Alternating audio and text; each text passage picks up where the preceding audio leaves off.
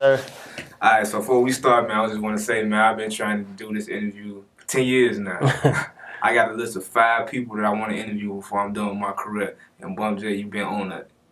Love, So bro. That's love. it's like a milestone for me. We here. We here. Alright, so I'm going to just start with the first question, man. You dropped a new project, the song Diesel. That's my shit. Mainly because that's that real Chicago real shit. Right. It's like you spitting that shit. So, but the whole project, you say you don't feel rehabilitated. Mm-hmm. Like, take me through the mindset with that. I mean, I don't. It just was a statement that's a fact. You know, that's just how I was feeling. That's how I feel, period. Like, I did that time, and it's not like I went in there and really became a saint or anything. I still think like a crook. I just think more calculated. And I don't even want to say crook because, but I'm not put in that box that they try to put people in as far as like when you go to jail, you're going to come out a whole different person. No, I'm still Bump. Okay. So how was that prison experience? Like, before we even talk about the prison experience, like, for the people that don't know, like, what led to you doing your stint? It was a lot of things that went on at the time, but what my actual crime was, I ran the bank.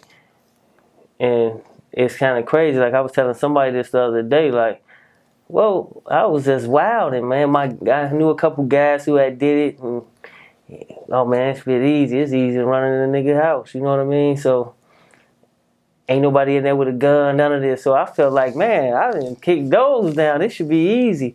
Man, I had over 300,000 in the bank when I ran in the bank. And I was greedy, you know, and I seen people do it and get away with it. So I'm like, well, let me go hit it. They hitting for 600,000, shit like this. So when I see that, I'm like, man, I can go give me a little nickel out of there and go crazy. So how did you end up getting caught? I got caught like the creep I took with me, who was one of my guys, I looked at him like my brother, you know? And I knew he needed a stain. So I went and got him. I could have went by myself. I went and got him and went on a move with me. And I don't know, he ended up getting jammed up like a year and a half later and wound up telling on that.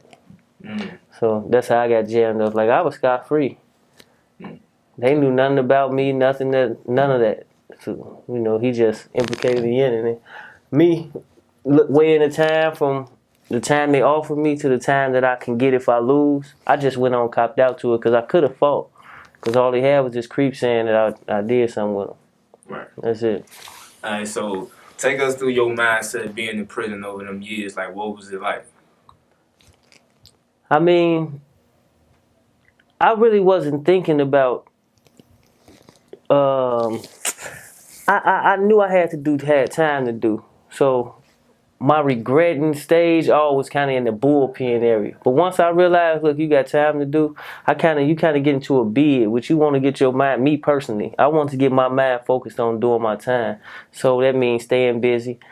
You know, all day I was doing something, whether it was working out, eating, gambling, watching sports. I'm doing something. My day was pretty much a rerun every day, and it just helped the time go faster when you got a schedule to really do something. But you know, it was terrible being away from your shorties, your loved ones. But I just was bidding, making my time go fast. When I look back on it, it flew by. But it was a long time going through it. Okay. Now you say what you was doing. Was you doing any music while you was in there? No, not at all. Like I said, I was in a routine. I had a routine every day, and music wasn't really in that routine because there's so much going on. It's hard to think. Like they say, lock your body, can't trap your mind. That's true in a sense. I was reading. I was growing as a man in my, getting mature and as far as just everything that I want to be better in business, I was reading up on it. Anything that I wanted to do when I got out, I was reading up on it. But as far as writing, it was hard for me. I couldn't get in the creative space where I was at. I'm used to writing about my life.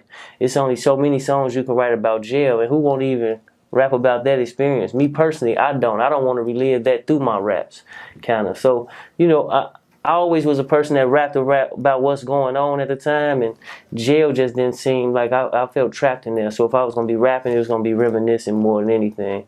I tried to keep my pen sharp, like when I went to the hold, or just whenever I felt like let me go and keep my pen sharp, so when I get out, it's kind of like sparring.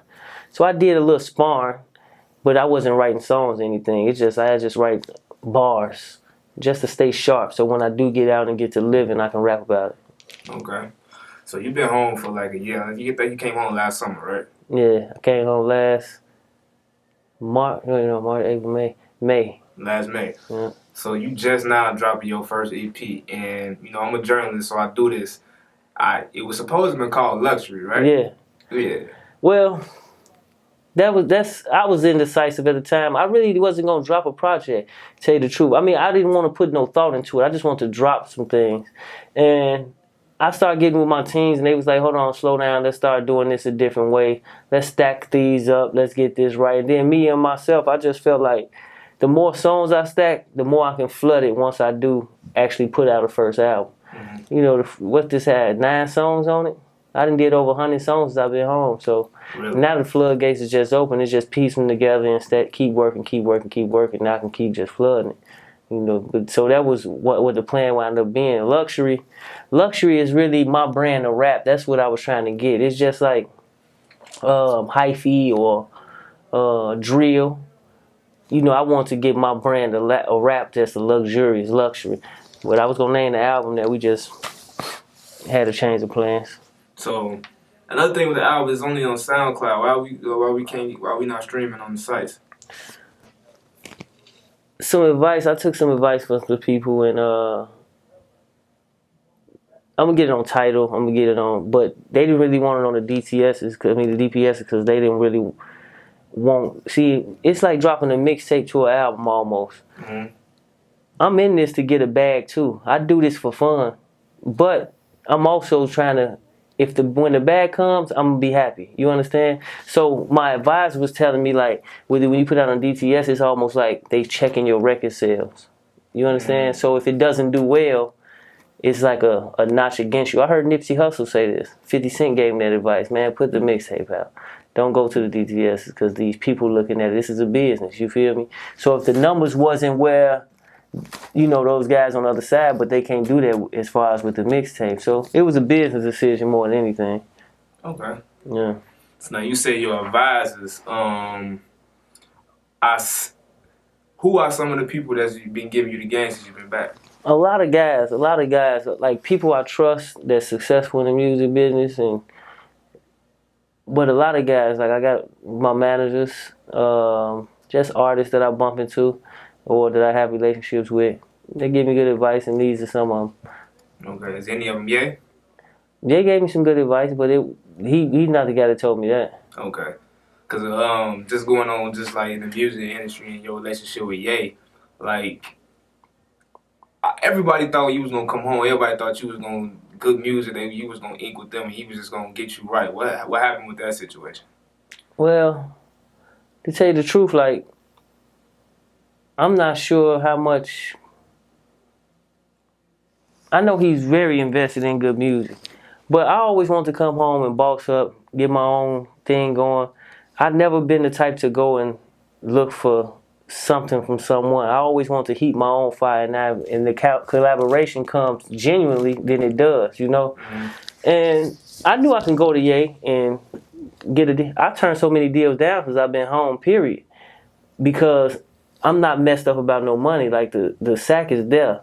So I'm not in a rush to do anything. I wanted it to grow organically on my own. Then, I think sometimes and not talking about Kanye, but I think sometimes when people kind of catch you and help you get to a certain area, it's almost like they got something, like they got that power over you. Like, I did this. No, I'm self-made. I did this. We just partnered up. And I'm not talking about Ye, I'm talking about all the deals I turned down. So I'm going to put a fire up under it myself. Like, I wasn't even dropping the albums yet and people was trying to sign me. No, I'm going to put a fire under this myself. Then we going to sit down and talk business. I think you got more leverage that way. What's some type of people that was reaching out to try to sign you? Everybody. Okay. Everybody. All the labels that you can think of, these prominent labels. All of them reaching out. They still is. Any of the like the mainstream like rapper that's popping right now, any of them been reaching out to you? I mean, I got genuine relationship with some guys. Like, you know, I ain't never been a name dropping dude but like the top rappers, I talk to them. I chop it up and have a genuine relationship with them. And some of it don't even be about rap. It just be like, glad to see you home, my nigga, woo, woo, woo. And we just chop it up about life. You know what I mean? Like you mentioned about the Nas thing, y'all was just Yeah, talking about exactly. That's it. Like me and Nas never mentioned nothing about no raps, and it was strictly life. You know, we was talking about raps because at the time Drake had just dropped his demonstration, and you know, to Pusha, and of course we sitting down here in this family, so we was giving our opinions on the situation as it was happening. That's as far as we went about rap, and you know, he was letting me know he been putting the it on my stuff, and that I've been going and this and the other. But other than that, it was just life. That's how I like to build with people. You get a genuine relationship. Like, even I was like the Weeknd, another guy I messed with. The whole camp really barely the Weeknd, but he said that like it's good to have genuine relationships with people. You know, you almost consider family to me. Making music is easy together. Sometimes you gotta force it with guys. When you got a genuine relationship, the music come easy. So you got a relationship with the Weeknd? Yeah, that's my man. I fuck with the Weeknd hard. I seen you in the thing with him, and that's crazy. You say like that, like y'all got that type of relationship. You know, a lot of these people be, you famous, I'm gonna take a picture with you, or you rap, take a picture with you. This is like your homie. If you see me in picture with these guys, 9 times out of 10, these my guys. I consider them family, or my partners. Mm-hmm. You know, and with the Weeknd, like I knew his camp, which is my man Sal, which is my manager. Belly, which is I've been knowing these guys way before I had a deal. Mm-hmm. And it's like, this is family to me. I don't care if me and them never do a rap or a song together. You understand? It's like, you know, people think because I know how to rap that I'm a rapper and this is my life. Nah. We live life, we enjoy ourselves, and it's genuine. I think sometimes with rappers, they try to be another rapper friend because they could rap good or not. All my relationships is genuine. I mess with people, real people, period. That's just like when I was with the whole Goon Squad movement. People used to always be like, man, how you had all these BDs, GDs, songs, folks, everybody together. Look, I mess with people. I mess with men. I don't look at what you are. I look at you as a man, your character. I don't care what you are. You hear me? I could be in tour with some GDs, but some GDs is my family and my best friend too. So what do I care that you are? It don't matter to me. It's the men. It's the situation. So I always genuinely just fuck with real men.